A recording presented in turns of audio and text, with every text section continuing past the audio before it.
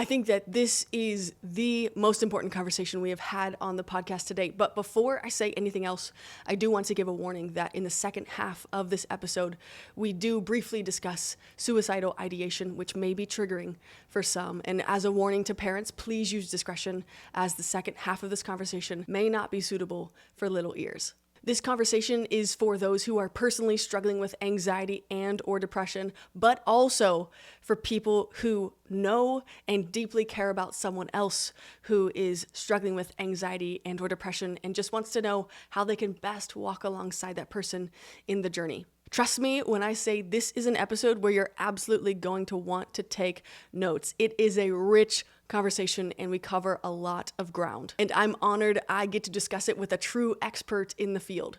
Dr. John Delony is a mental health expert with not one, but 2 PhDs. One in counselor education and supervision, and the second in higher education administration from Texas Tech University. Prior to joining Ramsey Solutions in 2020, John worked as a senior leader, professor, and researcher at multiple universities. He also spent 2 decades in crisis response, walking alongside people in their severe trauma. Now, as a Ramsey personality, he teaches on relationships and emotional wellness. And he is one of my favorite follows on social media, where you can find him at John Delony on Twitter, Instagram, YouTube, and of course at his website, johndelony.com. If you got to listen to the previous episode about how to build relational wealth, I share a story about how I was invited to a Ramsey influencer event back in November, which is where I got to meet and reconnect with Dr. John. So I am just absolutely honored he is here today to share all of his knowledge and wisdom with us so that we can in turn become better friends and even more emotionally well in our own lives. So let's hit it. Here is my conversation with Dr. John Delony. My friends, welcome back to another Accidentally Intentional podcast episode. And today I am thrilled to present to all of you my new friend, Dr. John Delony, who refuses to call me by my real name, Zoe, but instead calls me Zoe.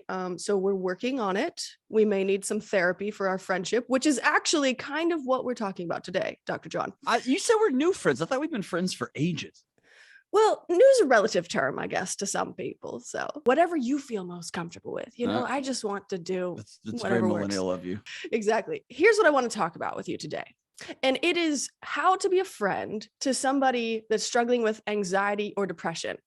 Ugh. Because I have lots of questions about this, and it seems like it's almost a taboo subject. But I know there's more behind it. There's more nuance behind it. So I want to just unpack it with the man of the hour today.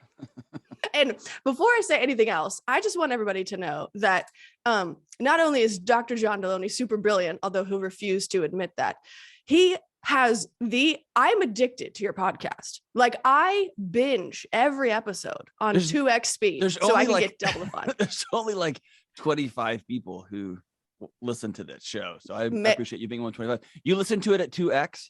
Yeah. So a few people have written into me and said, hey, just so you know, you're the only podcast I listen to at 1x because you talk so fast. I can't absorb it at 2x. Yeah, I need full auctioneer mode all the time. That's what my I'm wife going tells for. me I'm a lot at just regular speed. I can't imagine 2x. I'm going to try it once.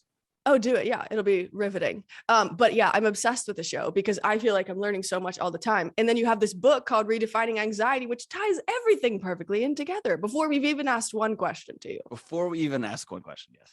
Well, thank you. We being me, myself, and I here today. That's right. And the unfortunate souls that have us in their ears. In the latest podcast episode I listened to of yours, you said, quote, "I've made it my life's mission to have no unspoken conversations at the end of my life." And that actually really hit me because that's kind of one of the goals of this podcast, is to build obviously relational wealth, but you have to go in the trenches with people. And so I kind of want you to tee up, because I love how you define anxiety. It's the first definition I've ever heard that makes sense in explaining what the body's actually doing. So can you, for the listeners, first off, explain what anxiety is? All anxiety is your body's alarm system, letting you know that you're either out of balance with your relationships, you're disconnected from people around you, which is an ancient thing, right? If you woke up 2,000 years ago and your tribe had moved on without you, you're probably going to die. So your brain's got a signaling system that says, hey, we're not okay. And or it's a signal letting you know, it's an alarm bell letting you know that you're in a situation where you don't have any autonomy or control over what tomorrow may look like. So if you owe somebody money, if you are in an abusive relationship and somebody's dictating, like you have to go to work because then your brain's going to set off signals saying, hey, we're not in control of the road we're on. And then the third one is a safety, right? That goes back to the abuse thing. If you're in relationships or situations where you're not safe, then your body's going to have signals that let you know, hey, you're not safe, you're not connected, you're not in control here. And that's all anxiety is. And so we've got a culture or a world now that's trying to solve for the alarm sounding instead of putting out the fire that the alarm's trying to tell us is burning down our house, right? I love that. So what is the difference, or is there a difference from someone who has clinical anxiety versus just like anxious thoughts here and there? Ugh, see, now you're going to soapbox, man. You're only on question 2. I think we live in a culture where our language has been so distilled down and everything has been pathologized. And that's a nerdy way of saying we have anxiety and depression. That's the two ways we describe ourselves. Like, so mom gets sick, I'm depressed. Mom leaves us, I'm depressed. Mom is mean to me, I'm depressed. That's the word we use. And it's a diagnosis. That's like walking around saying like sneezing, cancer. Foot hurts, cancer. Like we just have one clinical word that we use for every feeling that says we're a little bit out of balance. We do the same thing with depression. We do the same thing with, we find ourselves running through a couple of patterns. Well, I've got OCD or I've got, so we over pathologize everything. Gotcha. The difference, clinical anxiety is when your body takes off on you multiple times over a length of time. Right. Okay. And depending on who you're talking to and whatever the diagnostic manual they're worshiping that particular week, it's gonna be different. But normally it's 3 to 6 months, or it could be up to 2 years of you've been experiencing these symptoms in these situations. That's gonna be a clinical anxiety. Somebody who's just anxious, which if you live through the last 2 years and you haven't had seasons of worry or anxiousness, you should probably go see a doctor about that. That means your alarms are completely like you have no batteries in the alarms. You should put batteries in the alarms, right? You're not okay. That's fair. Yeah. But that's different than a clinical diagnosis of clinical anxiety. And really, we've all been in a hotel room where, you've got a hot shower running and it sets off the fire alarm, or, you burn some popcorn and it sets off the fire alarm in your house. There is a point when your alarm system becomes triggered by so much stuff. It becomes too sensitive. It becomes dulled down. So there is a season where we got to get our alarms tuned up. That's why I think medication can be helpful for a season.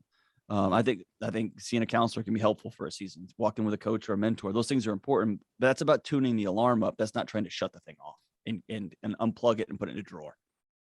Okay, that's a great distinction. So whenever people are like, I need help, it's actually, when you think of it, it's like, no, you're trying to work on rebalancing kind of the system, as opposed to be like, done, no, put it away, don't feel it kind of thing. If you ever feel anxious, the first question you should ask yourself is not, how do I turn this off? The first question should be, what is my body trying to tell me?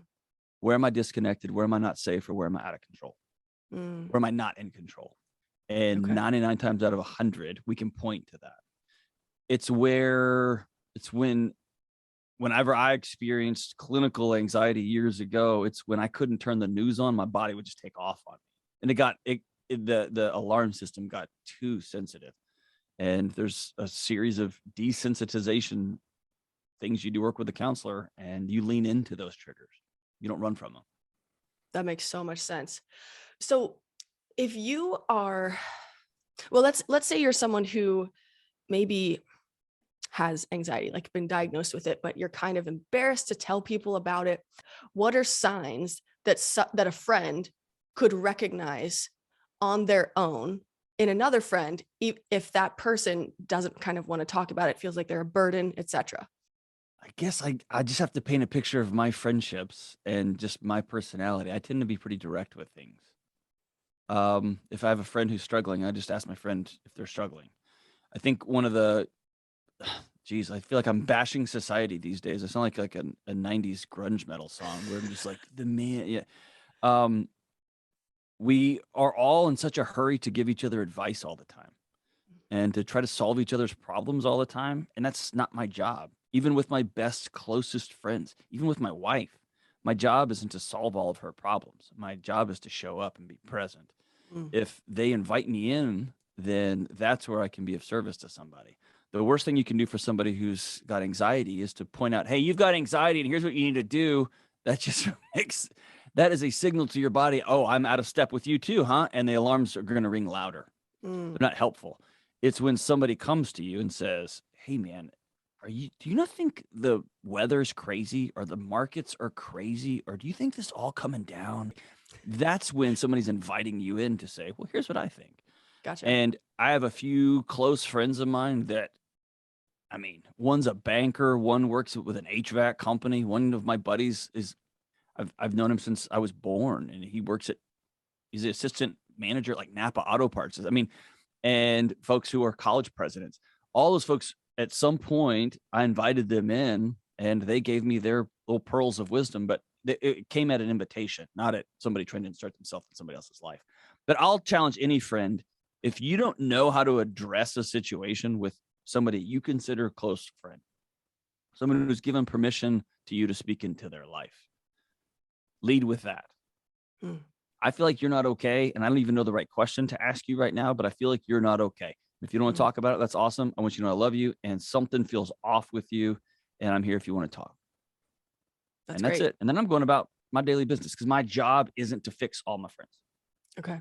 So what if, you have this conversation, they're like, actually, yeah, I'm anxious. Is like, I'll get out all the time. I don't know what to do about it. What can a friend do at that point? I think a friend can ask great questions and provide a glimpse into reality. Mm. A good example for me is I had a season of life where it was in 08, 09 when the market collapsed. And then I was buying a house and I was working in higher ed, which was a failing industry. And it was just one compounding economic thing after another, after another, after another. Mm. And for whatever reason, my body identified economics, and we grew up with not a lot as a kid. And so I've always had stress around money. I was born into a chaotic system, a chaotic relationship with money and with economics and with finance. And the reality is the market is so big now. If it goes away, we all die and we can't do anything about it. You know what I mean? It just all stops. Look at the supply chain issues we have now. They're in a boat, like right over there. Can we just go get them? And like, Why aren't we swimming to them? Yes. Right. Why are we not? Why are we literally not swimming to get the stuff? We're not. We're just sitting here. There's nothing, you know what I'm saying? So I felt powerless. And for some reason, my brain and my body connected my inability to control my feelings of not being safe with the stock ticker. So I worked at university. I'd walk by the business building and I'd see the stock ticker going by and boom, my stomach would drop. My heart would start racing. Wow. And I even got to where I would start laughing. I'd be like, there's nothing happening right now. And if it was a green arrow pointing up, I'd be like, we're all going to live. And if it was a red arrow, my body responded as though there was somebody chasing you with a hatchet. And I could say, there's nobody. What are we doing? But it just got so out of whack. Right. Yeah.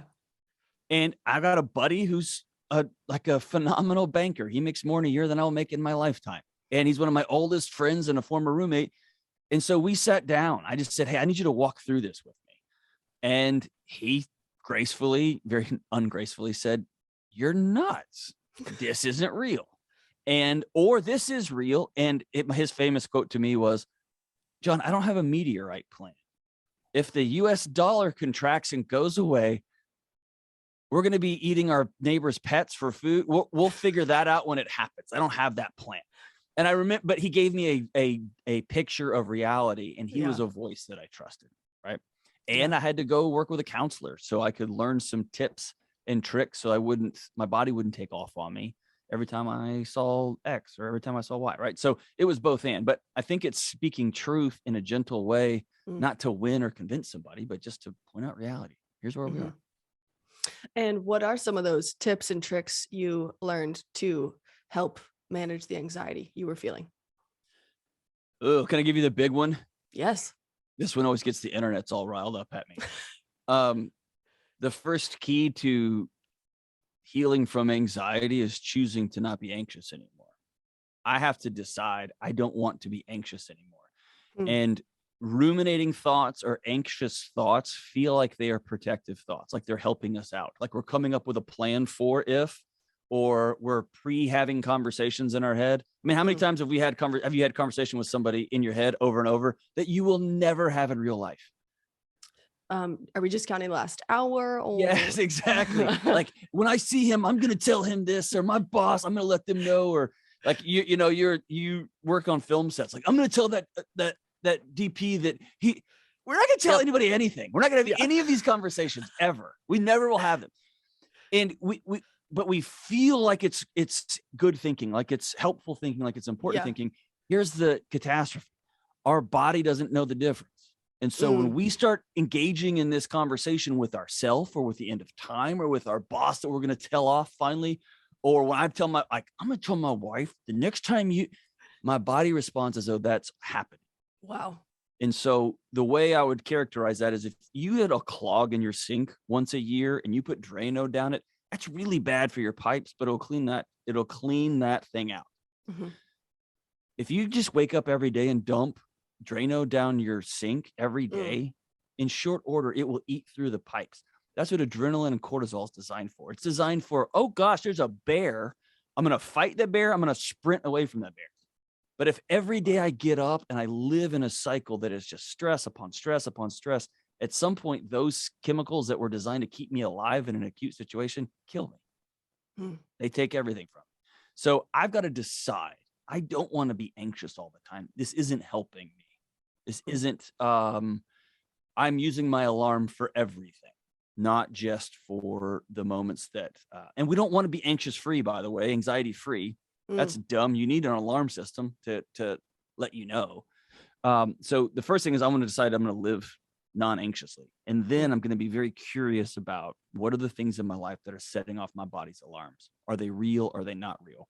So I often will, one of the most common things I recommend for myself and for other people is they got to write down these stories that they keep telling themselves about the future, about the past, about the present. Write these things down and demand evidence from them. Is this true or is this not true? Some of them right off the bat. Here's an example. Like I may have told you this in private conversation. My daughter, I was doing something. I was walking out of the house and it was like 5 or 6 in the morning. I was going out in the yard to do one of my woo workouts in the morning.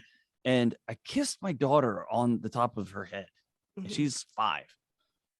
And she shook her head. I said, "Good morning, baby. I love you." And I was walking out the door and she started shaking her head. And she's like, "All you ever want to do is kiss me and tell me that I'm gritty and brilliant and beautiful. I'm sick of it. I'm over you. And I can't live like this anymore." That's what my 5-year-old said. And I was like, whoa, that's a lot. Right. Yeah. And so, but here's the thing. I walked outside with a half smile on my face and half feeling like crap. Yeah. Because there's a story that's on a loop that is you're kind of a crappy dad. You're on the road a lot. You're always working on books. You're always right. You're always like, you're not very present. You're not really good at this whole dad thing. And so whenever I feel like I'm not being a good dad, my body starts its protective routine, right? It dumps all the adrenaline, cortisol, because that's a threat. I want my kids to be in a relationship with me and I want to be in a relationship with my kids. Yeah. And so I had to write down, I keep a little journal with me like a geek, and I keep a journal and it's a story journal. And it just said, "Are you the worst dad?" Answer is no. Right. So that I demanded evidence from that story. What is true? I've been really busy and she's 5. She's 5. We don't let her buy cigarettes or beer because she's 5. She can't drive. She can't do anything because she's 5. So why in the world am I giving her a vote in my life? You know what I mean? So it's just peeling those stories back. And then I can say, is there a couple of things I need to adjust here? My behavior? Absolutely. I can change my actions here and I can change my thoughts here. That's number 3 is really being intentional about changing those thoughts. And we often, I didn't even know that was possible until 7 or 8 years ago, that I had control over my thoughts. And it's like a muscle. And over time, you just start thinking the positive way this could turn out instead of the negative way this could turn out. And it changes everything. Wow. I'm thinking of, the person who has been so deep in this self-loathing, honestly, for such a long time, that if they started writing the stories down, they would actually have trouble discerning whether it is true or false. So what would you say to that person who's like, yeah, I wrote it down. Obviously, this is true. I suck. Everything about my life sucks. I'm dying. It's over. So I don't believe that any of us, I don't believe there's any sort of physical wellness or psychological wellness, relational wellness. I don't think any of that's, I guess relational wellness is a little bit on the nose there. You have to have other people in your life. Yeah. Period. That is a cornerstone to physiological health. That's how your body co-regulates itself. That's your heartbeats will sync up, your breathing patterns will sync up. We're designed to be in tribes, and you can't be well without other people. And so it's really important to have somebody or a couple of people that you have committed to walking alongside them and then with you, that you can bounce your stories off of. Sometimes that's our spouse. Sometimes it's not. Sometimes it's a professional. If you think your abuse is your fault, that's a conversation for you and a professional. If you think your dad left because of you, that may be a conversation with a professional. Hey, I don't feel like I'm being a good dad here, man, is a conversation I'm going to have with a couple of close friends of mine that are guys that are also dads. And I'm just like, man, it's a weird season you're in. Or, yeah, you kind of screwed that one up, dude. You need to lean back into that. Right. So it's you got to have other people in your life, because there is seasons when I'm not interpreting these stories well. Wow. That's so helpful. Thank you. Okay. So I want to move towards depression in that conversation. Okay. And I was like, let's do it. Buckle up. So I'm sure a lot of these questions are going to be naive. And I'd rather they be naive. There is no naive question. No way. Okay. I mean, serious. There's not. Okay. So I think from what I have observed, and this might be just my own lens, but I think people are afraid of depression because it seems to be that people have associated it with suicidation.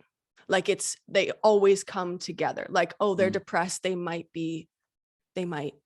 hate their life and it might do something. So can you speak to that weird kind of correlation that we've created? Is that true? Could you unpack that real quick? There's a lot there. So depression, I love the way William Glasser, he's a famous psychiatrist. He died several years ago. I love the way he framed depression. He wouldn't allow his clients to say they're depressed. He allowed his clients to say, I'm depressing. My body is choosing to go into neutral here. My body is choosing, because I am faced with a set of circumstances that my body doesn't feel like it can handle. It is choosing to slow down. It is choosing to go into neutral. It is the fight or flight or freeze. My body is taking my feelings and emotions and settling them down. This isn't a safe place here. And so depression often is a lie about the past, that whatever happened was your fault and it's always going to be this way. It's always going to feel this way. And that's where you push on depression, because it's not true. I think depression plays a role just like anxiety does. It's an alarm system, right? That's letting us know. It's a little bit more functional than just an alarm, and I'm speaking in broad generalities here. When it comes to suicide, yes, there's a correlation there, but they're certainly not causal. The worst thing with suicide is this perceived burdensomeness. I'm alone, and other people are worse off with me in their presence. And we've seen a rash of suicides over the last few years where people looked on the outside like they were doing great. Yeah. And so the idea, depression has a lot of different faces to it. Depression often, and I unnecessarily gender this, but depression often looks it for women like a shutdown, and for men it can look the opposite. It can be this Mm, grandiose, putting your chest out and screaming real loud and pounding on your chest and trying to get your way. That's depression too. And so it looks really different. Um, the worst thing you can do with depression is say nothing, is to have mhm, no one you can walk through that with. mhm, Um, suicide is about, are you a burden to me? And so I always will lean into both of those conversations. Like, hey man, you seem really low. You doing okay? mm. And inviting, like asking for an invitation in. And if I don't get it, I don't get it. When it comes to suicide, somebody says I'm having dark thoughts, I'm thinking about hurting myself. I don't wait for an invitation on that. I go right in the middle of that, Which looks like what? which looks like I'm going to call in the cavalry every time. I'll call Mhm. 911. My closest friends in the world know I will call everybody. I will sit down and do a mental health first aid diagnostic myself, or I will do a QPR. I mean, I'll find out where you're at, and then we're going to get you the help you need. Mm. I've just done too many funerals and been to too many funerals and given too many death notifications. Yeah. I'm not going to have a conversation left unsaid when it comes to that. That framing is so helpful because it basically answered the question, like depression is not, I'm just really sad. No. And yeah, and I think that's the misunderstanding. There seems to be this thing where, like you had pointed out, that they feel like they're a burden. So how can you come alongside as a friend to someone who does have depression and feels like they're always a burden? Because um, in my own life, whenever I've had friends with depression, there have been conversations that have gone sideways by me trying to kind of lean in, and they'll be like, I don't want to talk to it. Like, I don't want to bother you. And I'm like, I'm literally asking for it. Mhm. So how can we help with that? I think it's knowing our limitations on and what our skill set is and Hmm. where our ability to help love somebody Hmm. meets their desire to not be loved in this moment or in that way. Mm. And that can feel really unempowering. It can feel small. It can feel scary. Hmm. Um, I've had friends in my life. I've especially had students and people I've walked alongside and said, you don't have to tell me, but you're going to tell somebody. And you got Mm. 24 hours to tell somebody. And let me know that you told somebody, or I'm calling everybody I can. I'm going to call your parents. I'm going to call your boss. I'm going to call 911. I'm calling everybody. And you can hate me, but you know what? You'll be alive to hate me. So that's great. Mm. And that's my approach to it. And I often find myself trying to dig on things that don't need to be dug into, right? Mm. Or it may not be just today.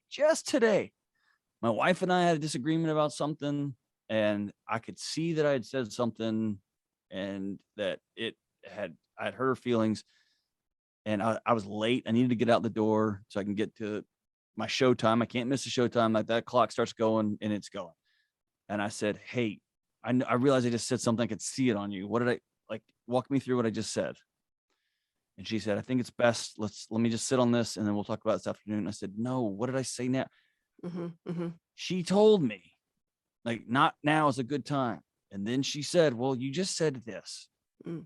Dude, you know what I mean? Yeah. And so what I should have done is trust her intuition and her smarts and her ability to know if now's a good time or not a good time.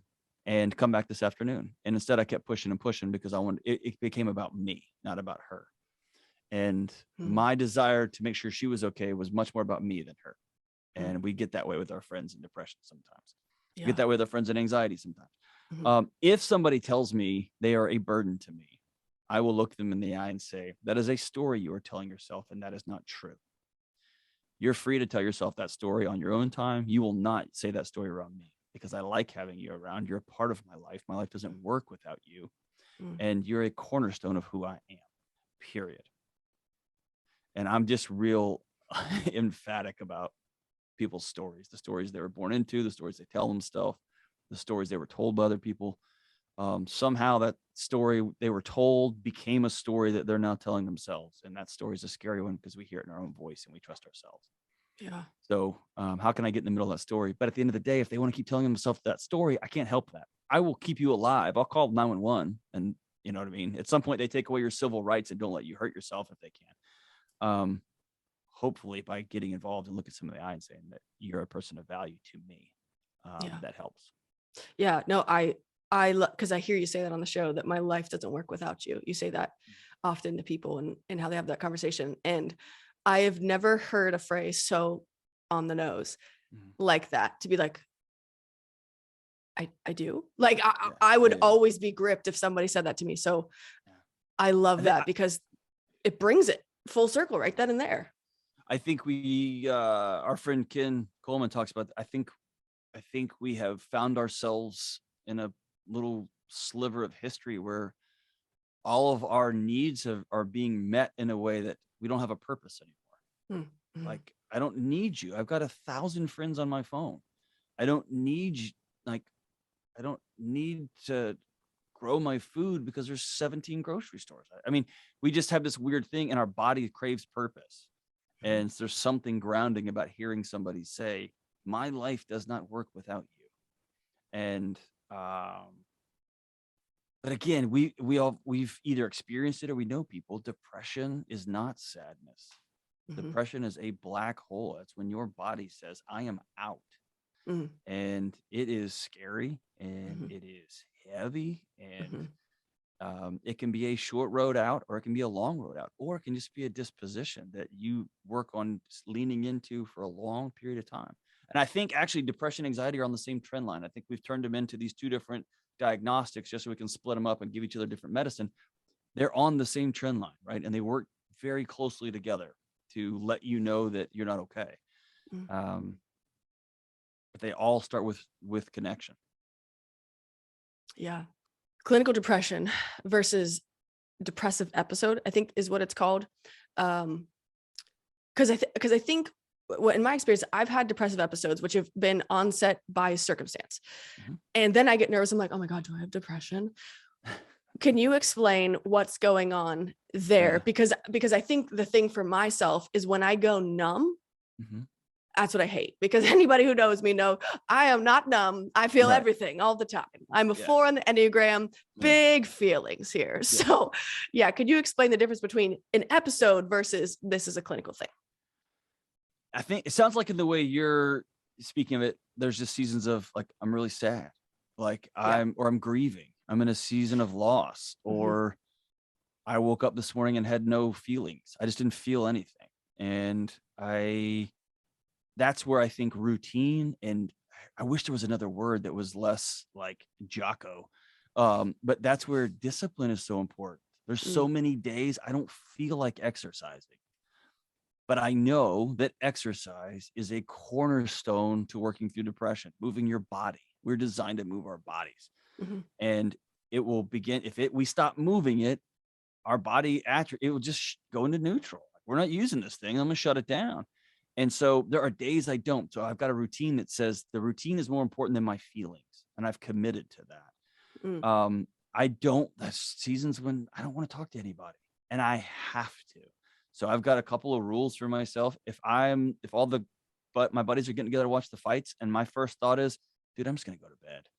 I have to go. That's a rule. I have to go. And I've never regretted. Not one time have I said, I shouldn't have done this. It's always worth it. And so I set up some stuff for me for these episodes.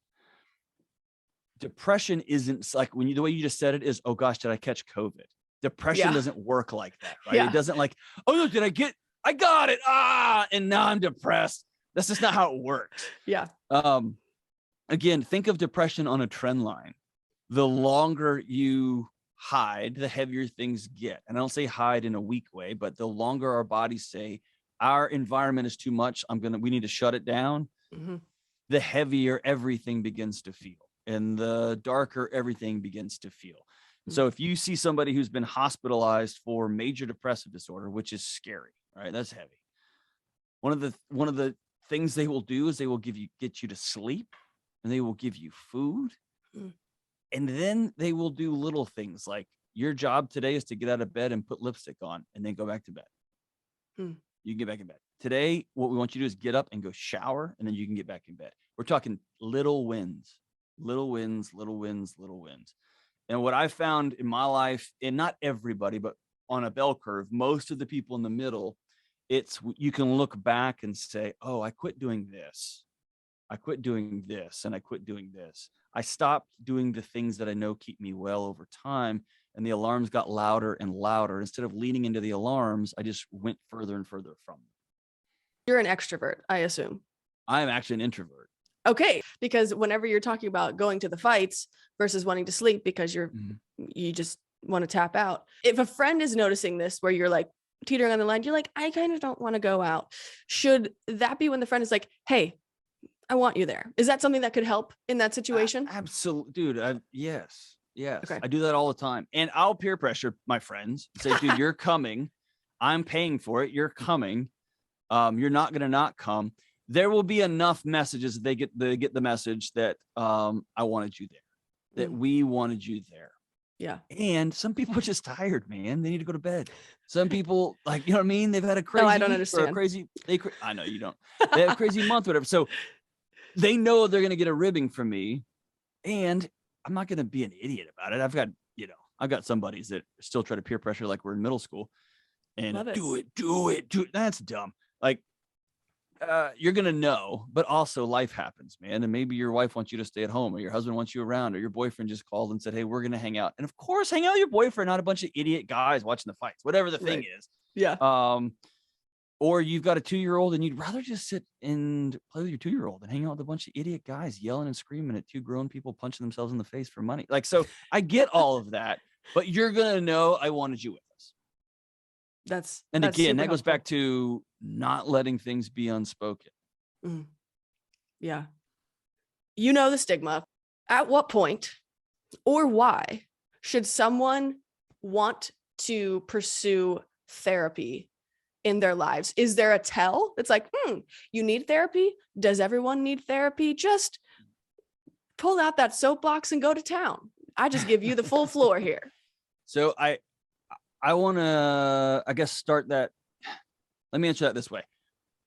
I don't think people are broken. And I don't like the mechanistic metaphors that we use to describe each other. I don't like the technology ones we use either. There's no such thing as letting off steam. There's no such thing as fixing your marriage. There's no such thing as downloading new information into a human brain. Those are all really blunt, obtuse metaphors. And I get why we use them. They help in a conversation, but you don't go to therapy to fix yourself. Instead of talking about fixing, I like the idea of learning new skills, of practicing new skills, of healing, and teaching your body that, yes, that happened in the past, but we're safe now.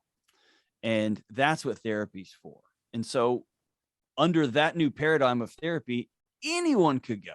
I had a great counseling professor, Dr. Marbley. She was just a savant, man. Just one of those people you're in the presence of and you realize she's about 11 times smarter than me, maybe 12. It's just like exponentially. But she said one of the challenges with mental health care is we often wait till we are in crisis before we go talk to somebody. She said that's like waiting till you have the flu to go sign up at the gym for your new workout program. That's the worst possible time to try to get well because you're sick. The best time to go is when you and somebody you're dating, when you and your partner are just crushing it, to go, let's go learn some new skills. Let's go practice some things with a professional, with a neutral third party who can poke and prod on us because we're as good as we are right now. Let's get better. That's when you're like, man, I'm doing really good, but I've suddenly looked up and I've added 15 pounds and I haven't called my buddies and something just a little off. I'm going to call somebody and chit chat. And maybe they can point something out in my rearview mirror that I can't see. So I hate that there's this big clinical diagnosis, differentiation between some of these terms, but like Kobe Bryant, one of the greatest basketball players of all time, had a nutritionist, had a workout, like a personal trainer, had a shooting coach, had a defense coach, had a head coach. Had a whole group, had a counselor, had a whole group of professionals looking at blind spots in his life, saying, hey, you're not seeing this, but let's check this out. Or what if you thought about that? I think we all can use some sort of coach or some sort of therapist or some sort of neutral third party helping us achieve the things that we want to achieve or heal in the way that we want to heal. Yeah. I had said, because I went to 2 full years of like very consistent therapy and counseling, and how I described it to people who were afraid of pursuing that was, if you go in with the approach of like, I need fixed or I need healed, then it puts such a pressure on the other person and not really any onus on yourself. And I said, when I switched the mentality to, I just want to understand myself better, that's when it took off, because I was like, now I am working with this person to try and understand how I'm wired, why I'm doing this, what can I do, boom, boom, boom. So do you agree with that statement? And what would you say to someone that's just like, I don't want to tell a stranger anything about my life? Yes, to the first part of you are responsible for your own mental health journey. Nobody else can fix you. That's not their job. Their job is to hold up a mirror and walk alongside you and help you practice things. The greatest gift a counselor can give you is practicing conversations, practicing reflection, practicing looking for things that you missed. I'll never forget. I had it was not a therapist. It was just a buddy. It was when I was dating my wife and we were back in college, and she said some things that she's like, you're a jerk and you do this. And I told one of my buddies, his name's Trevor. He's still one of my closest friends. And I told Trevor, dude, she said this, and this. And he got quiet and he was like, oh, are you serious? And I'll go, yeah. And he goes, absolutely. She's right. You're the worst. And it broke my heart because I didn't want to be a jerk or anything. I didn't realize that this behavior plus that behavior, like, oh gosh, I'm that guy. I'm being that guy. And so I had a buddy who just held up a mirror and said, are you serious? Of course that's you. And since that time, it's been, I never want someone to characterize me that way. Yeah. And so sometimes it's a matter of, I've been working out a lot. Well, let's keep a journal. Oh gosh, I work out once a month. A lot is not what I thought it was. Or I'm sleeping great. And then you start tracking your sleep. And I know I'm going to pay somebody $150 or $100 that I don't have, that's expensive, to walk alongside and look at my data points. How'd you sleep this week? Actually, I only slept 2 weeks. And then here's the magic question. Why are you choosing to only sleep 2 days out of the week? Why are you only choosing to take care of yourself in these ways? And earlier today, I took a call on my radio show and somebody said, I've seen 8 therapists and I need to know if this actually works. And we walked through therapy and I asked her, why are you now choosing to continue? There's no more mining you need to do. You know about your childhood traumas. You know about some of your triggers. You know about your bipolar disorder. Why are you now choosing to live in a way where you're not at maximum healthiness? And she was like, oh, and right. So that's, I don't know. That's what the therapist is going to walk alongside you. And you had a second part to that question. What was it? Talking about like telling to strangers, just get over yourself. Get over yourself. I don't want to tell them. Well, tell somebody, but I saw this the other day. I think it was, I don't remember who it was. The guy's a genius and his name's not coming to me, but he said, if you complain about something to 3 or more people, you're not looking for a solution. You're looking for somebody just to whine to. Yeah. Right. And so if people who say, I don't want to tell them to a complete stranger, either you have somebody in your life that you trust that you can talk to, or you're choosing to not be well. That's really your options. I've got strep throat, but I don't want to take pills. Well, cool. Then you are choosing to be sick. That's a strange choice to make in this modern era, but high five to you. You know what I mean? Yeah. Like go get them. And I just don't buy that. It's just a cop out and it's an argument. Go talk to somebody. They're trained professionals. That's like saying, I don't want somebody with their big hoses to put the fire out at my house. Like, I want to use my little hose. Why? That's what they're trained to do. Go talk to somebody. Yeah. And and I'm being kind of a jerk, but let that fear, be curious about the fear. Let that be a signal. Why is your body telling you that telling somebody what's going on in your heart and mind is a scary thing or an unsafe thing? because it shouldn't be. So lean into that fear. Be curious about the fear. Start there with a counselor. I don't want to talk to you. I'm scared to talk to you. I feel weird talking to a perfect stranger. That's a great way to start a counseling session. Mm-hmm. Well, I blame the parents who are saying stranger danger growing up. And now we have to pay to talk to a stranger. What is happening here? No, I'm just kidding. I do think, and my colleagues across the country who are mental health, I do think we have reached another bonkers place in our society. We've outsourced everything. And what used to be handled with the wisdom of elders in our small communities or small tribes, or we were all looking out for each other, or we were all invested in our people, whoever that happened to be, being well. And I'm speaking of a utopia that never existed. I know that, but the idea that one of the chapters in my new book is about loneliness. And the last statistic I've read said 3 out of 4 Americans, when faced with a 2 a.m. crisis, have 0 people to call. None. 0. I have nobody to call that could come to my house at 2 a.m. and watch my kid while I took my wife to the ER. 0. Think about how preposterous the idea of a hotline is. The fact that a government had to put a group of strangers in a room to answer a phone from another stranger because we don't have anybody to call. We don't know our neighbors. We don't have anyone at our churches anymore. We don't have anyone from work that we trust. Everything's been HR'd out. We just professionalize everything. So in many ways, the rise of quote unquote mental health care, we need more mental health professionals, but more than that, we need more neighbors. We need more people who just speak into our lives. Yeah. You know what I mean? Yeah. And we need less trauma everywhere. God almighty. Anyway, it's everything. It's both and. Yeah. No, that's so helpful. And this entire conversation has been, look at all my notes I took. It's clearly been a great class today. Thank you, sir. No, but I really appreciate this conversation. And I think it's going to bless and also really help a lot of friendships out there. So thank you for taking the time to have it with me. Here's the greatest thing a friend can do for another friend. Yes. Show up, be present, be more, let them tell their story without you telling yours, and ask good questions. I love it. That's it. I love it. That's it. If your identity in your friendship is I'm the advice giver, you're a lame friend. If your identity in your relationship is I'm the question asker, nobody ever finds out about, well, then you're a lame friend. Dude, just show up and be in a relationship. If you feel like I can't tell this person that thing, that's a signal. Ask yourself why. Be curious about those signals.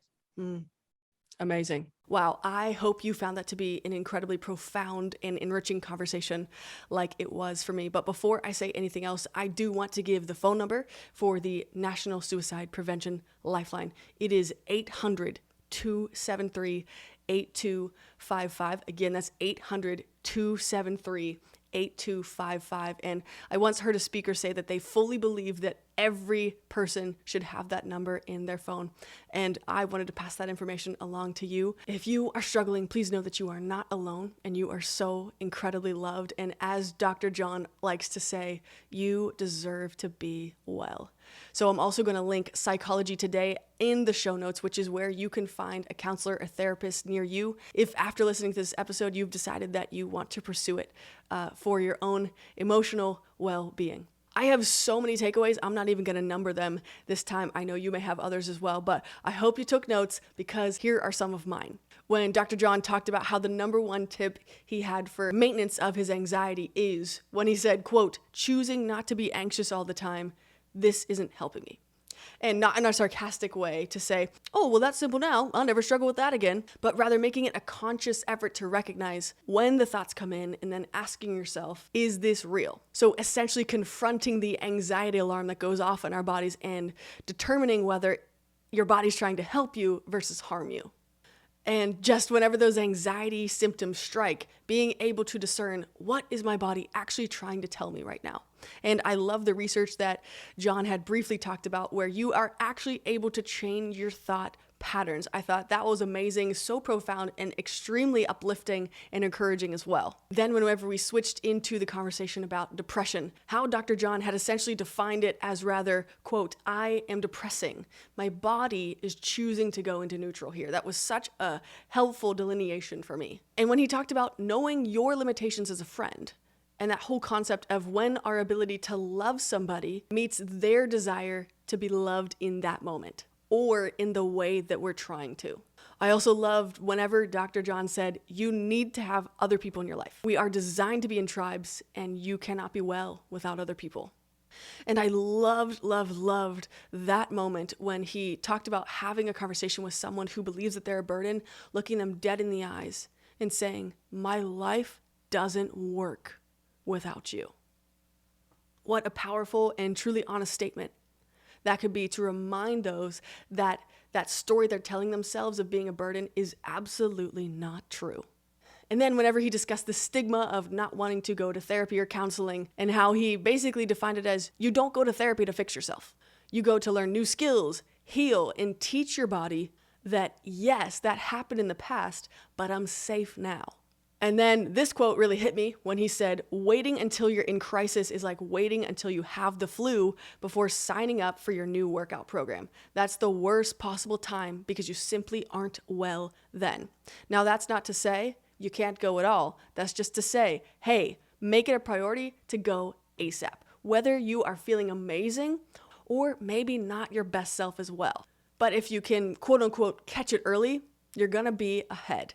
And then this statistic broke my heart when he said that 3/4 of Americans with a 2 a.m. crisis have 0 people to call. And I personally want to absolutely obliterate this statistic. This seems unacceptable to me, and yes, you and me, we can actually be that change. So let's do it. Let's build relational wealth and dig in, have hard conversations, walk alongside people, and let them know how much they mean to us.